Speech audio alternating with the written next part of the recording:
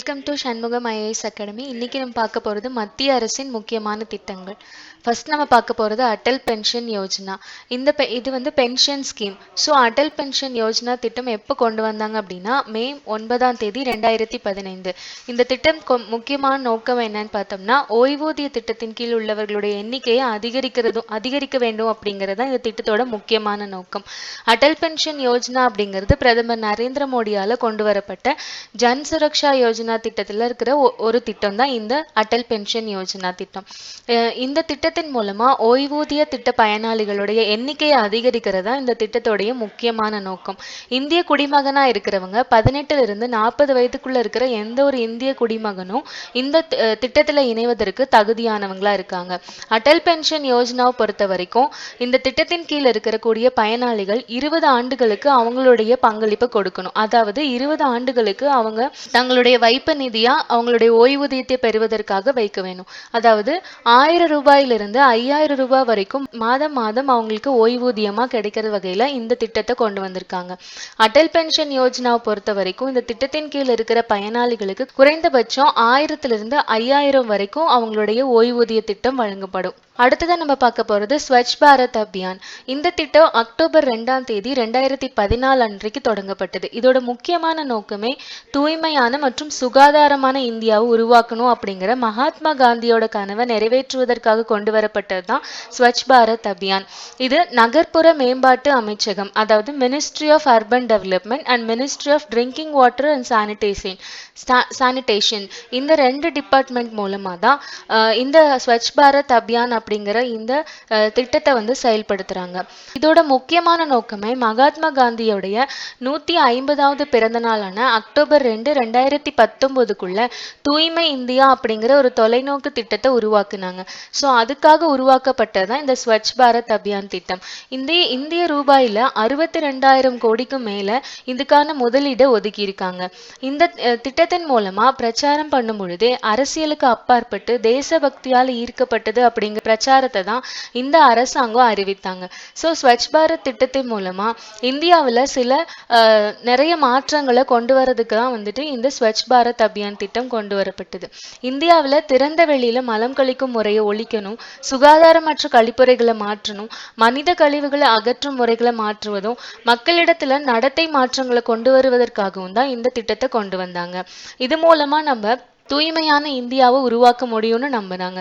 So to eradicating the system of open defecation in இந்தியாவில் இருக்கக்கூடிய open defecation problems eradicate பண்ணுறதுக்காகவும் insanitation ப்ராப்ளம்ஸை solve பண்ணுறதுக்காகவும் அண்ட் மேனுவல் ஸ்கேவெஞ்சிங் சிஸ்டம்ஸை ரிமூவ் பண்ணுறதுக்காகவும் தான் இந்த ஸ்வச் பாரத் அபியான் அப்படிங்கிற திட்டத்தை கொண்டு வந்தாங்க. அடுத்ததான் பிரதான் மந்திரி ஆவாஸ் யோஜனா. பிரதான் மந்திரி ஆவாஸ் யோஜனா அப்படிங்கிறது ஒரு வீட்டு வசதிக்காக ஏற்படுத்தப்பட்ட ஒரு திட்டம். அதாவது ஹவுசிங் லோன்ஸஸ்க்காக ப்ரொவைட் பண்றதுக்கு தான் இந்த திட்டம் கொண்டு வரப்பட்டது. பிரதான் மந்திரி ஆவாஸ் யோஜனா. இந்த யோஜனாவை எப்ப தொடங்கினாங்க அப்படின்னா 25 ஜூன் 2015. ஸோ 25th ஜூன் 2015 அப்போதான் வந்து இந்த பிரதான் மந்திரி ஆவாஸ் யோஜனா தொடங்கப்பட்டது. இதோட முக்கியமான நோக்கம் என்னன்னு பார்த்தோம்னா 2022 ஆண்டிற்குள்ள அனைவருக்குமே வீடு வழங்கக்கூடிய திட்டம் தான் இந்த பிரதான் மந்திரி ஆவாஸ் யோஜனா திட்டம். இது நகர்ப்புறத்துல 2 கோடி வீடுகளும் கிராமப்புறங்கள்ல 3 கோடி வீடுகளுமாக மொத்தம் 5 கோடி வீடுகள் வரைக்கும் 2022 ஆண்டிற்குள்ள கட்டி முடிக்கப்படக்கூடிய திட்டம் தான் இந்த பிரதான் மந்திரி ஆவாஸ் யோஜனா. இந்த திட்டத்தை பொறுத்த வரைக்கும் நரேந்திர மோடி அவங்க தான் இந்த திட்டத்தை தொடங்கி வைத்தாங்க. PMAY அப்படிங்கிற இந்த பிரதான் மந்திரி ஆவாஸ் யோஜனாவை பொறுத்த வரைக்கும் 2022 ஆண்டிற்குள்ள EWS அப்படிங்கிற எக்கனாமிக்கலி வீக்கர் செக்ஷன் அப்படின்னு சொல்லக்கூடிய பிரிவை சேர்ந்த மக்களுக்கும் மற்றும் LIG அதாவது லோ இன்கம் குரூப், அதாவது குறிப்பிட்ட குறைந்த அளவு தான் வருமானத்தை ஈட்டுகிற சில மக்களுக்காகவும் உருவாக்கப்பட்டதான் இந்த ஆவாஸ் யோஜனா. இதுல சுமார் 5 கோடி வரைக்கும் வீடுகளை கட்டி தருவதுதான் இந்த திட்டத்துடைய முக்கியமான நோக்கம்.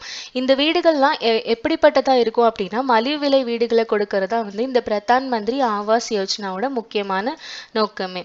எக்கனாமிக்கலி வீக்கர் செக்ஷன் அப்படிங்கிறது பொருளாதாரத்துல பின்தங்கிய நிலையில இருக்கிறவங்களுக்காகவும் லோ இன்கம் குரூப், அதாவது குறைந்த அளவு வருவாய் ஈட்டுகிற மக்களுக்காகவும் உருவாக்கப்பட்டது தான் இந்த வீட்டு வசதி திட்டம். நாடு முழுவதுமே நகர்ப்புறத்துல 2 கோடி வீடுகளும் கிராமப்புறங்கள்ல 3 கோடி வீடுகளும் கட்டுவதற்கு இதுக்கான இலக்கை நிர்ணயிச்சிருக்காங்க. இந்த திட்டத்தின் மூலமா வீடு வாங்குறவங்களுக்கு அரசு சார்பா நிதி உதவி கொடுக்கறதும் வட்டி கொடுக்கறதும் மற்றும் வீட்டு கடனுக்கான மானியத்தை கொடுக்கறதும் இந்த யோஜனாவுடைய முக்கியமான நோக்கம். அடுத்ததான் நம்ம பார்க்க போறது டிஜிட்டல் இந்தியா. டிஜிட்டல் இந்தியா திட்டம் தொடங்கப்பட்டது ஜூலை 1, 2015. இதோட முக்கியமான நோக்கமே ஆன்லைன் உட்கட்டமைப்பு, அதாவது online infrastructure to increasing the internet connectivity, internet இணையவழி சேவையை அதிகப்படுத்துறதுக்காகவும் தான் இந்த திட்டத்தை உருவாக்கியிருக்காங்க. இந்த ஆன்லைன் உட்கட்டமைப்பை மேம்படுத்துறது மூலமா இந்தியாவில் இணைய இணைப்பை அதிகப்படுத்தி மக்களுக்கு தேவையான மின்னணு முறையில தேவையான எல்லா சலுகைகளையும் கொண்டு வரதான் இந்த டிஜிட்டல் இந்தியா திட்டத்தோடைய முக்கியமான நோக்கம். டிஜிட்டல் இந்தியா திட்டத்தின் மூலமா சமூக மற்றும் அறிவியல் பொருளாதார வளர்ச்சி அடைகிறது தான் இந்த டிஜிட்டல் இந்தியா திட்டத்தோடைய முக்கியமான நோக்கமா இருக்கு. இதோட முக்கிய நோக்கங்கள்ல ஒன்றான ஒவ்வொரு குடிமகனுக்குமே தனித்துவமான டிஜிட்டல் அடையாளத்தை உருவாக்குதலும் மற்றும் பொது இயங்கு தளத்துல தனிப்பட்ட இடத்தை வழங்குதல், அதாவது providing the private space on public cloud, making a cyber space safe and secure. Cyber இணையதளத்துல பாதுகாப்பான ஒரு ஊடகமா இந்திய ஊடகங்கள் இருக்கணும் அப்படிங்கறதா இந்த டிஜிட்டல் இந்தியா திட்டத்தோடைய முக்கியமான நோக்கம். மாற்றப்பட்ட டிஜிட்டல் சேவைகளை மூலமா வணிகம் செய்வதை எளிதாக்குறது இந்த திட்டத்தோடைய முக்கியமான நோக்கமா இருக்கு. அதாவது ஈஸ் ஆஃப் டூயிங் பிஸ்னஸ் அப்படின்னு சொல்லுவாங்க. ஈஸ் ஆஃப் டூயிங் பிஸ்னஸ் அப்படிங்கிறது தொழில் செய்கிறவங்களுக்கான இயங்கு தளத்தை எளிமையாக்குறதா இந்த திட்டத்தோடைய முக்கியமானது. அடுத்ததா பார்க்கும்போது financial transactions are to be made cashless and electronic. So நம்மளுடைய நிதி பரிவர்த்தனைகள் எல்லாமே பணம் இல்லாமல் பண பரிவர்த்தனைகள் இல்லாதபடி மின்னணு முறையில் ஏற்படுத்தி கொடுக்கறதா இந்த டிஜிட்டல் இந்தியா. டிஜிட்டல் இந்தியாவில் கல்வி அறிவின் உலகமயமாக்கல், அதாவது கல்வி அறிவை உலகமயமாக்குறது தான் வந்து டிஜிட்டல் இந்தியாவோட முக்கியமானது. அடுத்ததா டிஜிட்டல் இந்தியாவில் வளங்கள் மற்றும் சேவைகள் இது எல்லாமே நம்ம இந்திய மொழிகளில் கிடைக்க செய்யறது. அதாவது இந்திய பாரம்பரிய மொழிகள் மூலமா நம்மளுடைய டிஜிட்டல் சேவைகள் அனைத்துமே கணினி இயங்கு தளத்துல இந்திய மொழிகள்ல அவங்கவுங்க பேசக்கூடிய தாய்மொழிகள்ல டிஜிட்டல் சேவைகள் அனைத்தும் கிடைக்கணும் அப்படிங்கிறது இதோட முக்கியமான நோக்கம். கூட்டு டிஜிட்டல் பிளாட்ஃபார்ம் அப்படிங்கிறது the making governance citizens participative of collaborative digital platform சொல்றோம். டிஜிட்டல் பிளாட்ஃபார்ம் அப்படிங்கிறது ஒரு நிர்வாகத்தையும் டிஜிட்டல் முறையில கூட்டு வாணிப முறைன்னு சொல்லுவாங்க, அதாவது கொலாபரேட்டிவ் டிஜிட்டல் பிளாட்ஃபார்ம். ஸோ அந்த காரணங்களுக்காகவும் டிஜிட்டல் இந்தியாவை கொண்டு வந்தாங்க. அடுத்ததா தீன் தயாள் உபாத்யாய் கிராம் ஜோதி யோஜனா. இது கிராமப்புறங்கள்ல மின் இணைப்பை உறுதிப்படுத்துறதுக்காக கொண்டு வரப்பட்டதான் இந்த தீன் தயாள் உபாத்யாய் கிராம் ஜோதி யோஜனா. இது 25 ஜூன் 2015 தொடங்கப்பட்ட திட்டம்.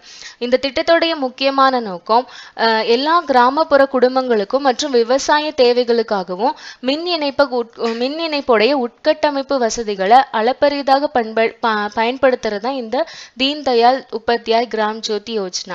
அதாவது 24 மணி நேரமும் மின்சாரம் கொடுக்கறதுக்காகவும் கிராமப்புற மற்றும் விவசாய தேவைகளுக்காக மின்சாரத்தை கொடுக்கறது தான் இந்த தீன் தயாள் உபாத்யாய் கிராம் ஜோதி யோஜனா. இந்த திட்டத்தின் மூலமா ஏற்கனவே இருந்த ராஜீவ் காந்தி கிராமின் வித்யுக்ரன் யோஜனாவை ரீப்ளேஸ் பண்ணி, அதாவது அதுக்கு மாற்றா நம்ம இந்த தீன் தயாள் உபாத்யாய் கிராம் ஜோதி யோஜனாவை கொண்டு வந்தாங்க. அடுத்ததா பிரதான் மந்திரி சுகன்யா சம்ருத்தி யோஜனா. இந்த சுகன்யா சம்ருத்தி யோஜனா 22 ஜனவரி 2015 அன்று கொண்டு வரப்பட்டாங்க. இதோட முக்கியமான நோக்கம் என்னன்னு பார்த்தோம்னா பெண் குழந்தைகளுடைய எதிர்காலத்தை பாதுகாக்கிறதுக்காக கொண்டு வரப்பட்டதுதான் இந்த திட்டம். சுகன்யா சம்ருத்தி யோஜனாவை பொறுத்த வரைக்கும் பெண் குழந்தைகளுடைய எதிர்காலத்தை பாதுகாக்கிறதுக்காக ஒரு சிறு சேமிப்பு மாதிரியான ஸ்மால் டெபாசிட் சேவிங் ஸ்கீம் சொல்லுவோம். இந்த சிறு சேமிப்பு திட்டத்தை உருவாக்குனது தான் வந்துட்டு இந்த சுகன்யா சம்ருத்தி யோஜனா. இது ஒவ்வொரு பெண் குழந்தைகளுடைய பெயர்லயுமே ஒரு சேமிப்பு கணக்கு தொடங்கி அவங்களுக்கு 14 ஆண்டுகள் வரைக்கும் அதுல டெபாசிட் செய்ய முடியும். ஸோ நம்ம சேவிங்ஸ் அக்கௌண்ட் வந்துட்டு ஒரு பெண் குழந்தை பெயர்ல நம்ம தொடங்கி அதை 14 வருஷம் அவங்க பெயர்ல வந்து டெபாசிட் பண்ண போறோம்.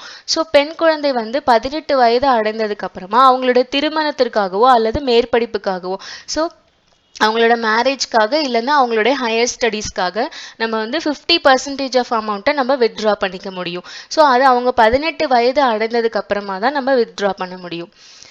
இது ஒவ்வொரு பெண்ணுக்கும் ஒவ்வொரு பெண் குழந்தைகளோட உரிமைன்னு சொல்லி இந்த திட்டத்து மூலமா கொண்டு வந்திருக்காங்க. அடுத்ததா பெண்ணுக்கு அதே பெண்ணுக்கு 21 வயது முடிந்த பிறகு அந்த பொண்ணுக்கு வந்து 21 வயசு அவங்க அட்டைன் பண்ணதுக்கு அப்புறமா அவங்களுடைய மெச்சூரிட்டி அமௌண்ட்டை அவங்க வட்டியோட சேர்த்து, அதாவது இன்ட்ரெஸ்டோட அவங்க வித்ட்ரா பண்ணிக்க முடியும். இந்த திட்டத்து மூலமா ஒவ்வொரு வருஷமும் அரசாங்கத்தால தீர்மானிக்கப்படக்கூடிய விகிதங்கள் மற்றும் முதலீடுகள், வருமானங்கள், அதுக்குண்டான வரி விலக்கு சட்டங்கள் எல்லாமே 80C பிரிவிலிருந்து நம்மளுக்கு விலக்கு கொடுக்கறாங்க. சோ இது மூலமா நம்ம எதுவுமே அவங்களுக்கு வரி செலுத்த தேவையில்லை.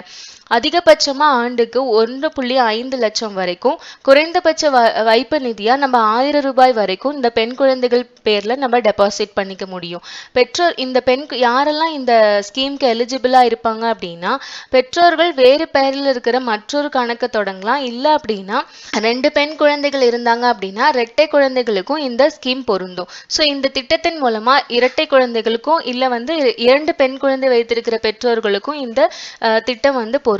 சோ இந்த சுகன்யா சம்ரித்தி யோஜனாவை பொறுத்த வரைக்கும் பெண் குழந்தைகளுடைய எதிர்காலத்தை பாதுகாக்கிறதும் அவங்களுடைய எதிர்கால வாழ்க்கையை உறுதிப்படுத்தி கொடுக்கிறது தான் இந்த சுகன்யா சம்ரித்தி யோஜனாவுடைய முக்கியமான நோக்கமே. So thank you.